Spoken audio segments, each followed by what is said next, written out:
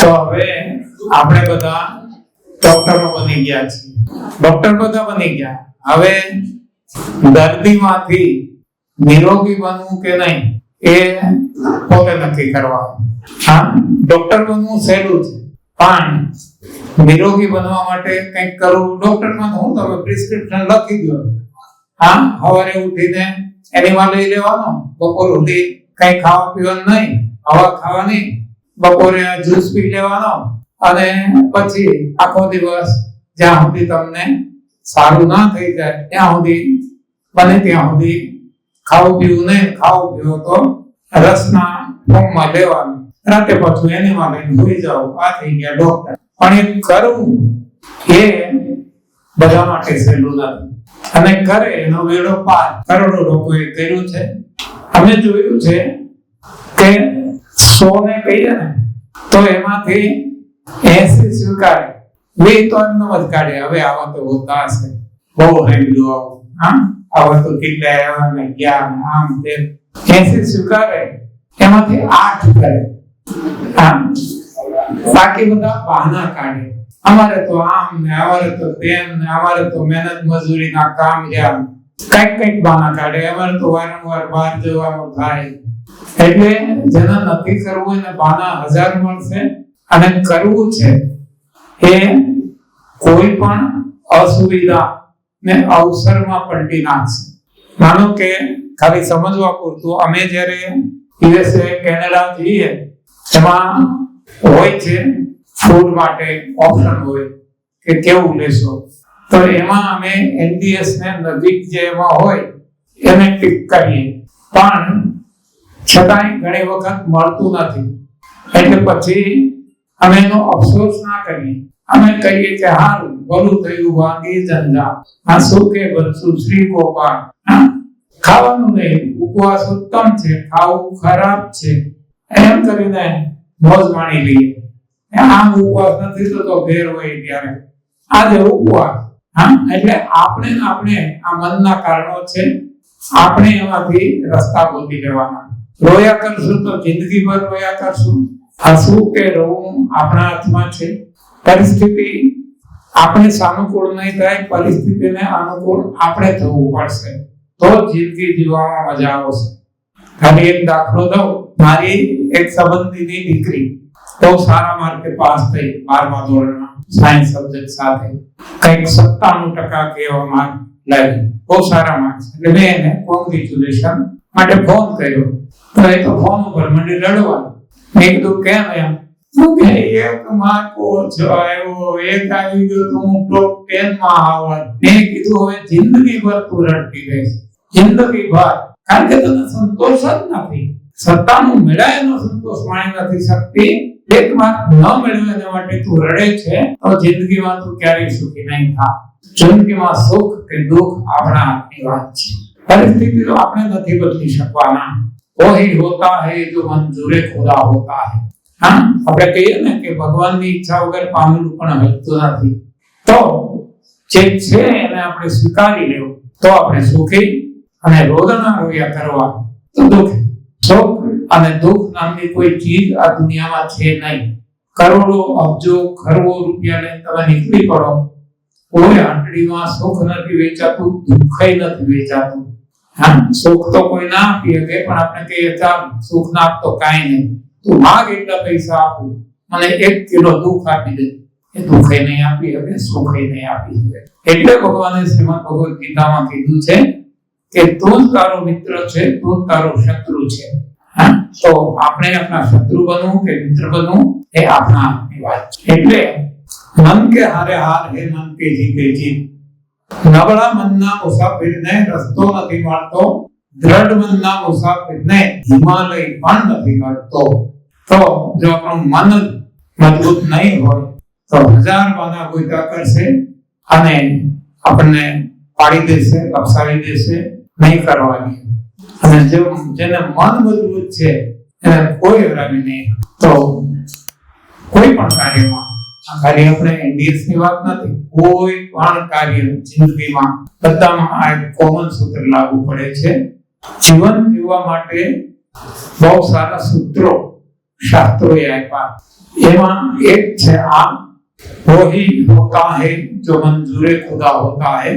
એ રામચરિત માનસમાં એ રીતે કીધું છે, વોહા હી સોઈ જો રામ રચી રાખા, વોહા હી સોઈ જો રામ રચી રાખા. ભગવાને જે નિર્માણ કરી રાખ્યું છે એ થાય છે. ગમે તેટલા ધમ પછાડા કરો, ગમે તે કરો, કોઈનું કાંઈ કામ આવ્યું નથી, આવવાનું નથી. એટલે આગળ કીધું છે કે કો કરી તર્ક બઢાવે શાખા. તો પછી તર્ક વિતર્ક કરી અને સુકામે આપણે હેરાન થાવ, શાખાઓ વધારવી. હા, એક સૂત્ર જિંદગીમાં જેને આ સાર્થક કરી લે, ચરિતાર્થ કરી લે, એની જિંદગી જીવવા લાયક થઈ જશે, મોજ મજા મસ્તી આનંદથી જીવી શકશે. બીજું છે કે યશ અપયશ.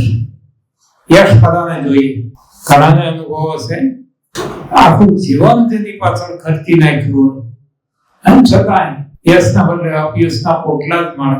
અને ઘણા અમારી જેવા હશે, કાંઈ કરતા નથી, છતાંય જસ જસ જસ ને જસ આખી જિંદગીમાં, આખી દુનિયામાં. તો યશ અપયશ, જીવન મરણ, હાનિ લાભ. લાભ બધાને જોઈએ, પણ છતાં બધાને મળતો નથી. એક ને એક બધા છે ચડ ઉતર થાય છે, ઘણા એમાં કમાઈ જાય, ઘણા ગુમાવે. તો આ બધું વિધિ હાથ, યશ અપયશ, જીવન મરણ, હાનિ લાભ, વિધિ હાથ. તો આ સ્વર્ણિમ સૂત્રો જ્યારે આપણા જીવનમાં આવી જાય ત્યારે શું છે કે આપણને કોઈ અફસોસ નહીં રહે. મળ્યું તો હરી ઈચ્છા, ગયું તો હરી ઈચ્છા. હા, પછી આપણે ઉદામા નહીં કરીએ, રેડ્યા નહીં કરીએ, બસ મોજ મજા મસ્તી ને આનંદ. આજે આપણે જે જિંદગીમાં કંઈક ને કંઈક મેળવવાનો પ્રયાસ કરીએ. આપણે એમાંય કહેવાય કે જિંદગીના છેલ્લા શ્વાસ સુધી વિદ્યાર્થી રહેવું, શિક્ષાર્થ કરવું.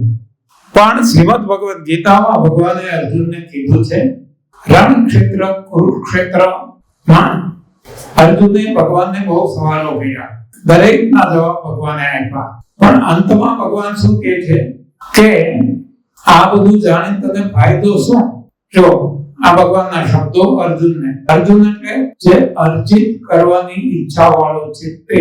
આપણે બધા અર્જુન છીએ અને પાર્થ છીએ, અને અંદર જે બેઠો ભગવાન જે આપણે માર્ગદર્શન આપે પાર્થ સારથી છે. એટલે આપણને ભગવાન એમ કહે છે કે હે જીવ, જાણીને તને શું ફાયદો?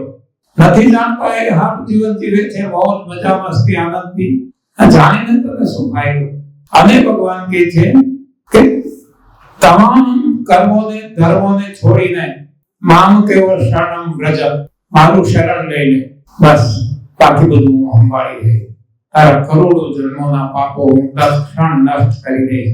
સખા રામચરિત માનસમાં ભગવાન રામ કહે છે, સખા તો ત્યાગ હુબલ મોરે, સબપતિ ઘટક કાજ મેં તોરે. તું મારે શરણ આવી જા, તારા તમામ કામો હું સંભાળી લઈશ. પછી આપણને ચિંતા કઈ નહીં. એટલે શાસ્ત્ર જે છે આપણને જીવન જીવવાની સાચી કળા શીખવે છે. આ જેને પકડાઈ ગયું અને જીવનમાં ચરિતાર્થ થઈ ગયું તો એનો બેડો પાર થઈ જાય છે. ભગવાન શિવજી, જેને આપણે અજન્મા કહીએ છીએ, જેનો નથી જન્મ થતો, નથી મોત થતું, તો એવા અવિનાશી પ્રભુ શિવજી, જેને યુગો નહીં, ચતુર્યુગો નહીં, કલ્પોનો અનુભવ છે, પણ છતાં એનો અનુભવ એક જ લાઈનમાં કહે છે કે ઉમા કહું મેં અનુભવ આપના. ઉમા એટલે આપણે ઉમા સદનમાં બેઠા છીએ એ માં નહીં, પણ ઉમા એટલે માતા પાર્વતીનું એક નામ ઉમા. ઉમા કહું મેં અનુભવ આપના. શું એક જ વાક્યમાં સત હરિભજન જગત સબ સપના. જે કઈ આપણે જોઈ રહ્યા છીએ, આજે હું બોલું છું, તમે સાંભળો છો, જે કઈ થયું આ પંખા પર જ લાઈટ છે, અહીંયા ઉમા સદનમાં આપણે ભેગા થયા છીએ, સ્વપ્ન છે, હકીકત કાંઈ નથી. જેમ આપણે રાતે સુતા હોઈએ આપણા ઘરમાં બિસ્તરમાં અને સ્વપ્નો આવે એટલે આપણે જાણે મોટા મહારાજા બની ગયા, આપણે ઘેર નોકર ચાકર ગાડી બંગલા છે, સામ્રાજ્ય ભોગવીએ છીએ. ક્યારેક એવું સ્વપ્ન આવે કે આપણે દુખી છીએ, દુઃખના પહાડો આપણી ઉપર તૂટી પડ્યા, પણ જેવી આંખ ખોલે ને ત્યારે આપણને હસવું આવે કે હું તો અહીંયા ખાટલામાં હોતો છું. તો કહેવાનું એ છે કે જ્યારે જાગી જઈએ ત્યારે સાચું શું એનું ભાન થાય. જાગી જવું એટલે જ્ઞાન થવું, સત્ય જ્ઞાન થવું, સાચું સમજણ થવી. એટલે ભગવાન શિવજી કહે છે કે માણસ માટે સાચું જો કઈ હોય તો હરિભજન છે, સત હરિભજન. બાકી જે કઈ છે બધું સ્વપ્ન છે, વિનાશી છે, નાશવંત છે. ત્યારે આપણે આ જીવ નાશવંતની પાછળ પડ્યા છીએ, અવિનાશીને ઓળખતા નથી. એટલે જે અવિનાશીને ઓળખી ગયા એને માટે સોનું હોય, માટી હોય, પથરા હોય, ક્ષુદ્ર હોય, બ્રાહ્મણ હોય, ગાય હોય કે ભૂંડ હોય, બધું સમાન છે. સમભાવ આવી જાય, સ્થિત પ્રજ્ઞ અવસ્થા આવી જાય. પણ એ બધું ક્યારે આવશે? ભોજનમાં બદલાવ આવશે ત્યારે. બાકી ગુફામાં જઈને, પર્વતની ગુફાઓમાં કે જંગલમાં જઈને જો ખોટું ખાધા કરશું અને પછી ગમે તેટલી આંખો બંધ કરીને ધ્યાન લગાવશું, ધ્યાન નહીં લાગે, ભટકા કરશું. અને જો સાચું ભોજન ખાશું તો મન એવું મન બદલાઈ જશે, વિચાર બદલાઈ જશે. તો ભીડમાં હશું તો પણ ધ્યાનસ્થ રહેશું. જળ કમળ હોય, પાણીમાં હોવા છતાં જેમ પાણી કમળને સ્પર્શતું નથી એવું આપણું જીવન થઈ જશે. તો બધાનો સાર એક જ છે કે અન્ન સાચું ખાઈએ, પર્યાપ્ત માત્રામાં ખાઈએ, ના વધારે ના ઓછું. તો આપણું જીવન છે આપણે ઈચ્છીએ છીએ એવું મોજ, મજા, મસ્તી અને આનંદમાં વીતશે. આનંદ એવો નિરાનંદનો અનુભવ કરશું. આનંદ એવો જેના માટે કાંઈ નહીં કરવું પડે, સહજ મળશે. એટલે કે નિજાનંદ, સહજાનંદ, મુક્તાનંદ, પ્રેમાનંદ, અખંડ આનંદ, રામાનંદ જે કહીએ તે એવી સ્થિતિ આપણે પોતે લાવી શકીએ એમ છીએ. ભગવાને આપણને આ બધું આપ્યું છે, પણ આપણે વિજ્ઞાનની પાછળ પડી અને આપણું જીવન અસ્ત વ્યસ્ત કરી, નષ્ટ ભ્રષ્ટ કરી નાખ્યું છે. અને જિંદગી આખી હેરાન પરેશાન રહીએ છીએ. ખાલી શારીરિક નહીં, ઐંદ્રિક, માનસિક, બૌદ્ધિક, ચૈતિક, આત્મિક બધી રીતે. તો દૈહિક રોગોની વિશે તો આપણે વાત કરી લીધી. બાકીના જે સુખો છે, આ પહેલું સુખ તે જ આપેલા. આ બીજું સુખ છે ઇન્દ્રિયોનું સુખ. જો આપણે જોઈતું હોય, જોઈએ છે બધાને, તો ઇન્દ્રિયોનું દુઃખ જાણવું પડે. ઇન્દ્રિયોનું દુઃખ છે કમજોરી, અશક્તિ, હાથ પગ બરાબર કામ ના કરે, થાકી જવાય, નોબુડ રહે, કઈ મજા ના આવે, આંખે દેખાય નહીં, કાને સંભળાય નહીં. ઇન્દ્રિયો બધી, કર્મેન્દ્રિયો, જ્ઞાનેન્દ્રિયો શિથિલ થઈ જાય તો એ ઇન્દ્રિયોનું દુઃખ છે. તો મેં જેમ શારીરિક દુઃખો માટે કીધું કે તમામ રોગોનું કારણ એક જ છે, એ છે અશુદ્ધિ, અને નિવારણ છે શુદ્ધિકરણ, સફાઈ. તો અહીંયા પણ એ સૂત્ર લાગુ પડે છે. ઇન્દ્રિયોના રોગો, કમજોરી, અશક્તિ, એની જે અશુદ્ધિ છે એ છે એસિડ. શરીરમાં જ્યારે એસિડની માત્રા વધી જાય ત્યારે સ્નાયુઓ કડક, સખત, સ્ટીફ થઈ જાય. એટલે પછી એનું કામ સરખી રીતે ના કરી શકે. એટલે પછી થાક લાગે, હાડકા પણ બરડ થઈ જાય, પગે થોડી નાની એવડી ચોટ લાગે તો એ મલ્ટી ફ્રેક્ચર થઈ જાય. તો આ બધું ક્યારે મટે? કે જ્યારે જે એસિડ જમા થયો છે એસિડ હટાવી દેવામાં આવે તો સફાઈ, શુદ્ધિકરણ. તો એસિડ કઈ રીતે દૂર થાય? તો એને માટે છે બેઝિક, આપણે કેમિસ્ટ્રી જે ભણ્યા હશે એને બધાને ખ્યાલ હશે, એસિડ અને બેઝ અથવા તો આલ્કેલાઇન કહીએ છીએ, આલ્કલી. તો આલ્કેલાઇન ફૂડ જો આપણે ખાઈએ તો એસિડ અને આલ્કલી બે ભેગા થાય એટલે ન્યુટ્રલાઇઝ થઈ જાય, પાણી થઈ જાય, એટલે કે એસિડ ખતમ થઈ જાય. એટલે અહીંયા જે આપણે જોયું કે આપણું કુદરતી ભોજન જે ભગવાને આપણને આપ્યું છે એ જો આપણે ખાશું એના એ રૂપે ચૂલે ચડાવ્યા વગર તો એ એસિડિક નથી. બાકી ચૂલે ચડાવીએ છીએ એસિડિક છે, દૂધ એસિડિક છે, માંસાહાર આપણે માટે એસિડિક છે, અનાજ કઠોળ આપણે માટે એસિડિક છે. અને આવું બધું એસિડિક ભોજન ખાવાથી આપણી તમામ ઇન્દ્રિયો કમજોર થઈ ગઈ છે, અશક્ત થઈ ગઈ છે, બુઢાપો વહેલો મહેસૂસ કરીએ છીએ, તો હવે જો બેઝિક એટલે કે આલ્કેલાઇન ફૂડ ખાશું તો આપણને કમજોરી નહીં વર્તાય. ત્રીજું છે માનસિક રોગ. માનસિક રોગ છે મેન્ટલ ટેન્શન, જેને કહીએ છીએ મનના રોગો. એનું કારણ પણ ગંદકી છે, અને મનની ગંદકી છે ઈચ્છા અને આસક્તિ. આ મળી જાય, હજી આટલું મળે, વધારે મળે, ઈચ્છાઓ વધતી જાય. જેમ વધારે મળે એમ વધારે ઈચ્છા પ્રગટ થાય. 100 મળે તો 1000 ની ઈચ્છા થાય, 1000 મળે તો લાખ, 10 લાખ, કરોડ, 10 કરોડ. એ ક્યારે સંતોષ થતું જ નથી. જેમ અગ્નિમાં તેલ કે ઘી હોમીએ એમ ઈચ્છાઓ ભડકે પડે, તો એ આપણને મેન્ટલ ટેન્શન ઉપજાવે છે. બીજું છે આસક્તિ, ડિઝાયર એન્ડ એટેચમેન્ટ. આસક્તિ, એટેચમેન્ટ. આસક્તિ એટલે મારાપણ. આ મારો દીકરો છે, આ મારી સંતતિ છે, આ મારી સંપત્તિ છે, આ મારો પરિવાર છે. એ જે મારું મારું મારું છે એ આપણને આસક્તિમાં નાખે છે. આપણે જોઈએ કચ્છ ભુજમાં એવો ધરતીકંપ આવ્યો, કેટલા મરી ગયા, પણ જેનું પોતાનું નથી મળ્યું એને કાંઈ દુઃખ નથી થયું. આજે એમ થોડું પેલું રે એટલું જ. બાકી સાચું દુઃખ કોને થયું? જેને પોતાના આપ્તજનો ગુમાવ્યા છે. અને મોત એ દુઃખનું કારણ નથી, પણ અપનાપન, મારાપણ એ દુઃખનું કારણ છે કે જેને પોતાનું ગુમાવ્યું. હમણાં જ આપણને સમાચાર મળે કે અહીંયા બહુ મોટો ભયંકર એક્સિડન્ટ થઈ ગયું, પ્લેન ક્રેશ થઈ ગયા, આપણા મરી ગયા. પણ જેના આપ્તજનો એને ગુમાવ્યા હશે એની હાલત ખરાબ થઈ જશે, બીજાને એવી કોઈ અસર નહીં થાય. તો એ જે આસક્તિપણું છે એ આપણને હેરાન કરે છે. એનાથી આપણું મેન્ટલ ટેન્શન વધે છે, અને જ્યારે ટેન્શન વધે ત્યારે ડિપ્રેશન વધી જાય છે. અને ડિપ્રેશન ઘણી વખત ચરમ સીમાએ પહોંચે ત્યારે આત્મહત્યામાં પરિણમે છે. તો આ ઈચ્છા અને આસક્તિ જેને નથી રહેતા એને દુનિયા ઊંધી ચપટી થઈ જાય, ગમે તે થાય એને કઈ અસર નહીં થાય. એનું મન શાંત રહેશે, એને કોઈ તણાવ નહીં થાય. તો ઈચ્છાને આસક્તિ કઈ રીતે હટાવવી એના માટે શાસ્ત્રોએ એક રીત આપી છે કે જે કંઈ તમારી પાસે છે આપો.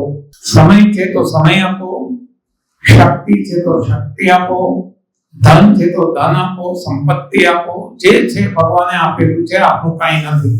એટલે આપણે इस प्रार्थना गाइए છીએ કે ईश हमें देते हैं सब कुछ, हम भी तो कुछ देना सीखे. બધું ભગવાનનું આપેલું. આપણું શરીર એ આપણું નથી, એ ભગવાને આપેલું. આપણું કઈ છે જ નહીં. તો પછી જે ભગવાને આપ્યું એની ઉપર અધિકાર ભગવાનનો છે, આપણો નથી. તો એ ભગવાનને આપણે આપીએ. અને ભગવાને બધું આપ્યું, સબ કુછ. એમાંથી આપણે થોડુંક જ આપવાનું છે. એ સમય દેતે હૈ સબ કુછ, हम भी तो कुछ देना सीखे. થોડુંક જ. કેટલું? શાસ્ત્રોએ બતાવ્યું દશાંશ. જે કંઈ આપણી કમાણી હોય એનો 10મો હિસ્સો, 10મો ભાગ. ટાઇટિંગ પણ કહેવામાં આવ્યું છે.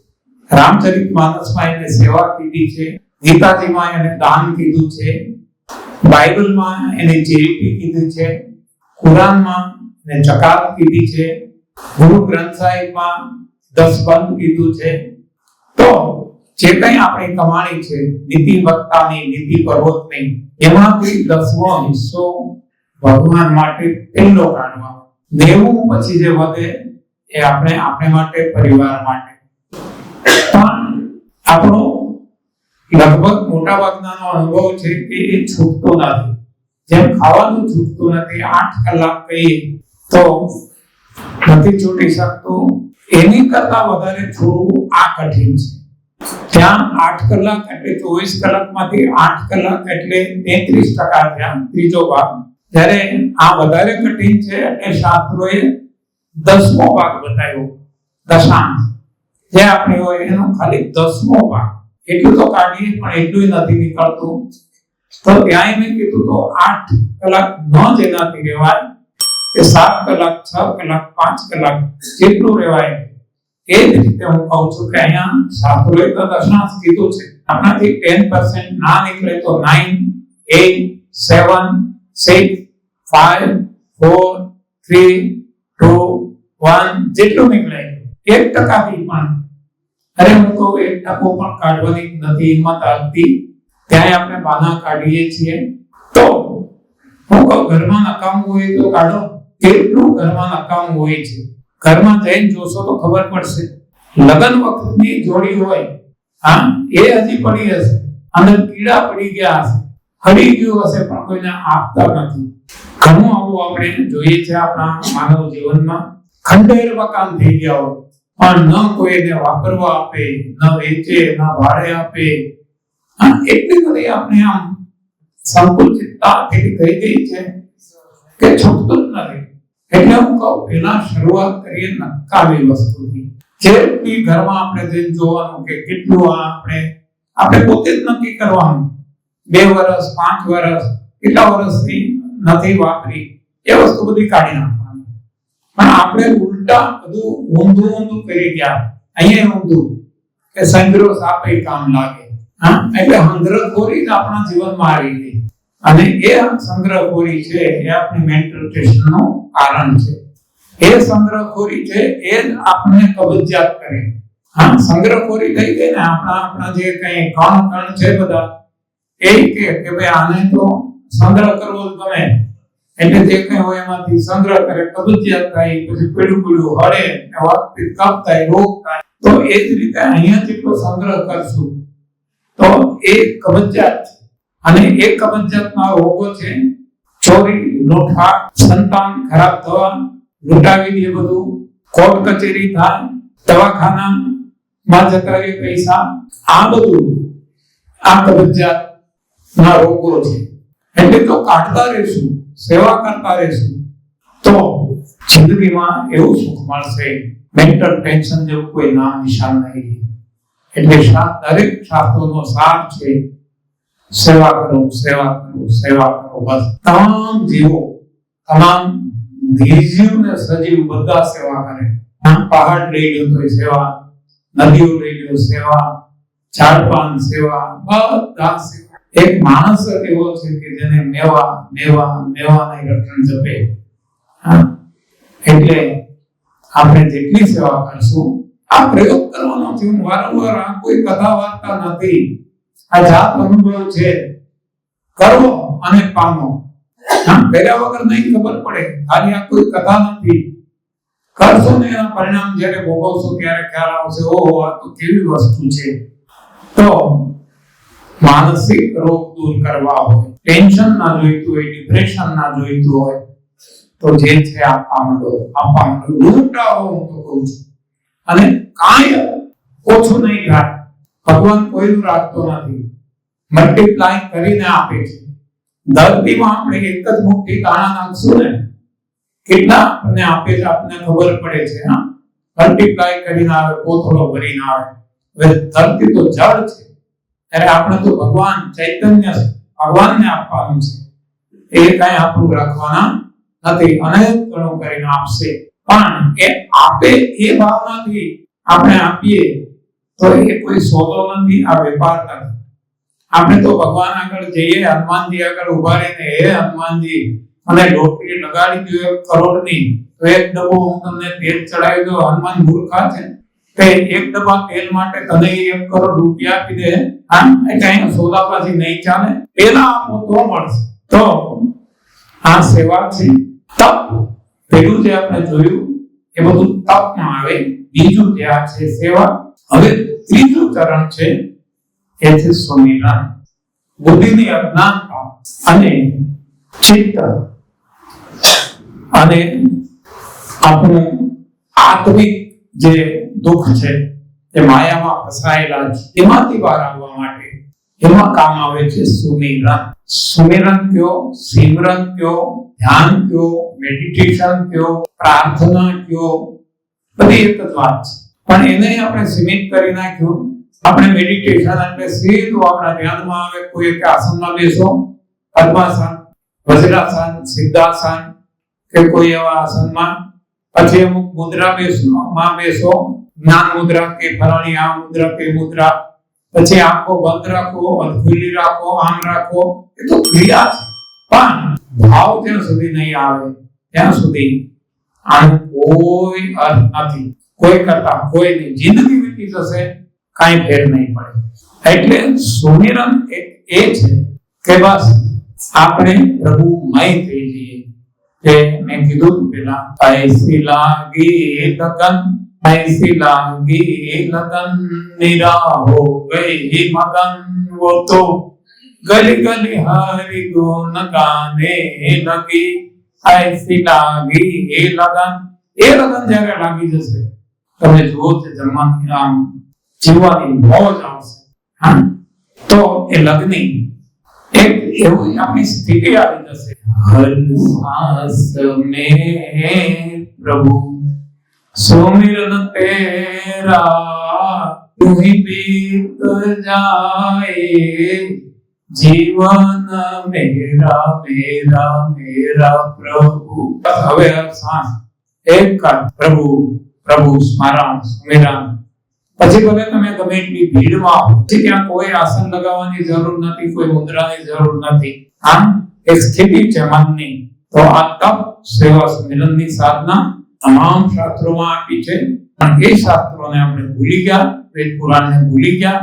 આપણે આપણું વિજ્ઞાન, માનવ સર્જિત વિજ્ઞાન, મેનમેડ સાયન્સ બનાવ્યું અને દુનિયાનો ધનોત્પન્ન કાઢી નાખ્યું. તો હજી પણ આપણે આગળ સમય છે વિજ્ઞાનને ભૂલી ભગવાનને પકડીએ, ભગવાનનું વિજ્ઞાનને પકડીએ, તો આપણું જીવન એવું અદ્ભુત, એવું જીવવાલાયક બની જશે કે હવે કોઈ ખેવના નહીં રહે, કોઈ ઈચ્છા નહીં રહે, કોઈ આસક્તિ નહીં રહે, અને છતાંય જીવન ભર્યું રાખશે.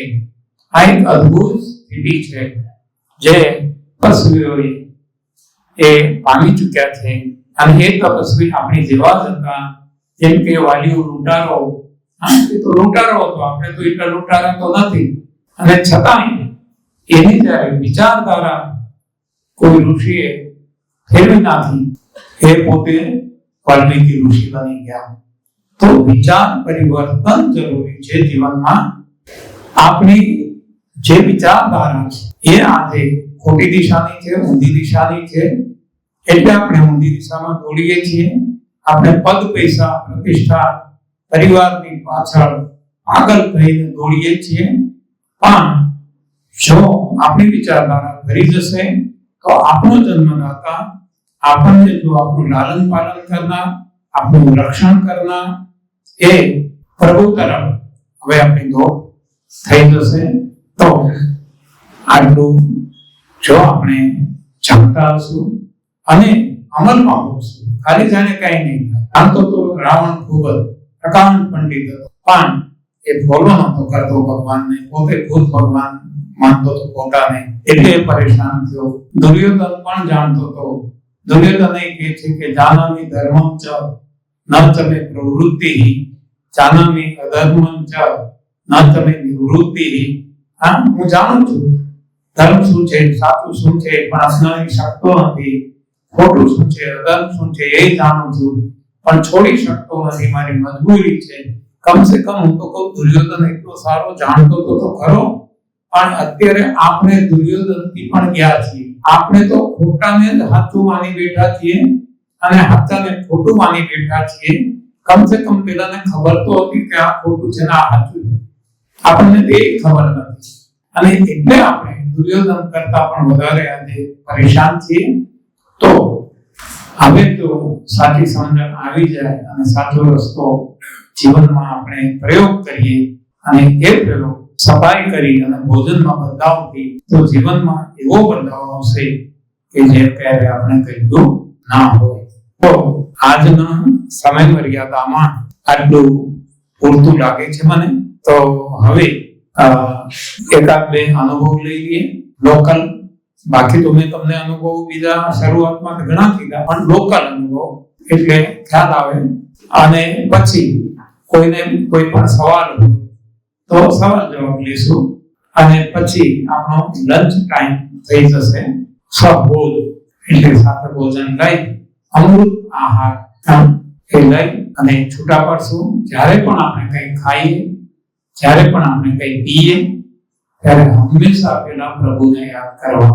પ્રભુ જેને આપણે માનતા હોય, આપણા ઈષ્ટદેવ જેને માનતા હોય, પણ એને યાદ કરીને, હે મારા નાથ, હે મારા પ્રભુ, હું આપને આવું જમાડું છું, એનો સ્વીકાર કરો, વિકાર કરો.